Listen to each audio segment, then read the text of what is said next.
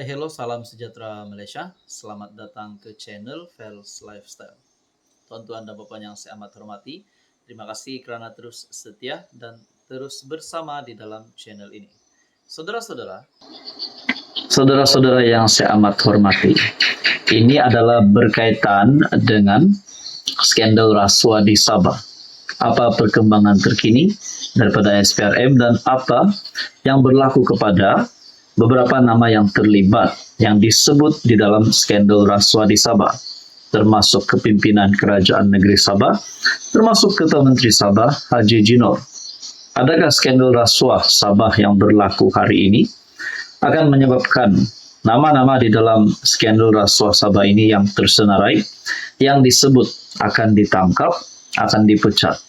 Nah, kalau Ketua Menteri Sabah terlibat dengan perkara begitu, adakah dengan ini Ketua Menteri Sabah yang baru, calon yang baru akan diumumkan? Jadi saya pun bertanyalah dengan subscriber ataupun viewers di dalam channel ini.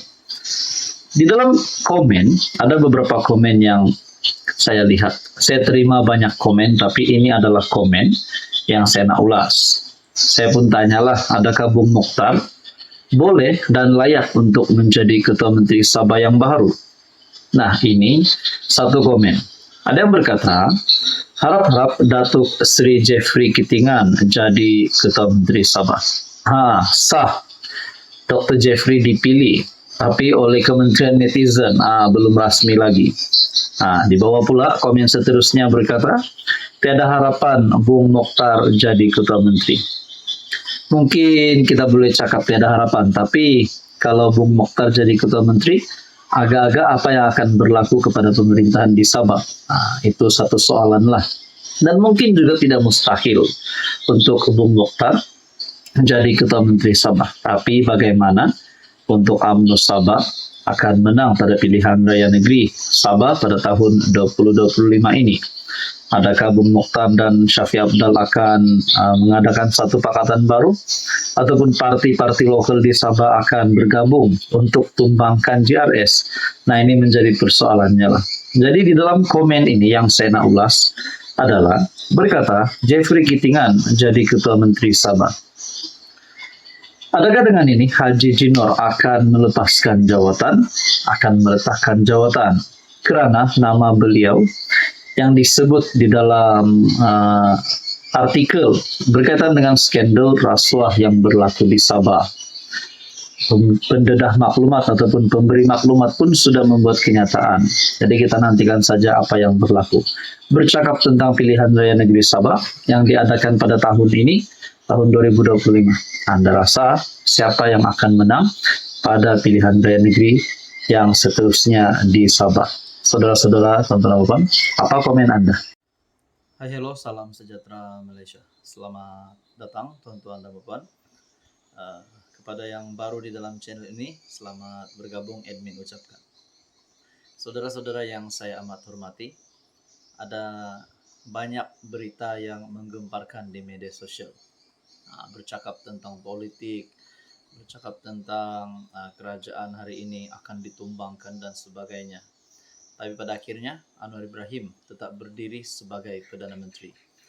Tapi saudara-saudara, kalau nak cakap Anwar ditumbangkan, siapa yang akan tumbangkan Anwar? Adakah Tun Mahathir ataupun kepimpinan daripada PN? Bercakap tentang Tun Mahathir, saya mendapat satu maklumat daripada media sosial. Dalam satu video, dan saya telah mengambil caption tersebut di dalam video tersebut yang berkata, Tun Mahathir bersuara, aku akan pergi tak lama lagi. Menerusi FB page yang saya lihat daripada media sosial, saya pun tak pasti apa maksud di dalam caption ini, pun tak pasti caption ini ataupun video ini hanya dibuat-buat ataupun palsu. Tapi di dalam video ini terdapat rakaman Tun Mahathir memandu kereta. Saudara-saudara, di saat Tun Mahathir usianya yang menjelang ataupun mencecah 100 tahun pada tahun ini, tahun 2025. Ada yang kata Mahathir tidak akan bertahan untuk tahun-tahun yang akan datang. Ada yang kata tak lama lagi Mahathir akan pergi. Kalau saya saudara-saudara secara pribadi, bagi saya Mahathir perlu rehat saja di rumah. Tak perlu lagi sibuk-sibuk tentang politik berkaitan dengan pemerintahan Anwar dan apa-apa sajalah. Ada yang kata Tun Mahathir patut rehat, usianya yang sudah terlalu tua, takkanlah masih mau sibuk, masih mau aktif dalam politik. Tapi pada akhirnya kita doakan kesehatan Tun Mahathir. Jadi di dalam caption ini, Tun Mahathir berkata, "Aku akan pergi tak lama lagi." Nah, mungkin ini tanda-tanda ataupun mungkin ini hanya kenyataan Mahathir secara spontan yang membuat netizen rasa cemas, membuat netizen rasa terkejut, terutamanya kepada penyokong Tun Mahathir. Kalau nak cakap Mahathir kritikal, saya setujulah kalau beliau kritikal dalam keadaan politiknya karena tidak mampu lagi tumbangkan Anwar dan telah kalah teruk pada pilihan raya umum ke-15 yang lepas. Jadi saudara-saudara yang saya amat hormati, tuan-tuan dan puan, apa pula pandangan dan respon dan komen Anda berkaitan dengan caption Tun Mahathir bersuara, "Aku akan pergi tak lama lagi." Apa komen Anda? Hai, hello, salam sejahtera Malaysia. Selamat datang ke channel Vels Lifestyle. Terima kasih tuan-tuan dan puan yang terus setia dan bersama di dalam channel ini. Dan kepada yang baru di dalam channel ini, selamat bergabung.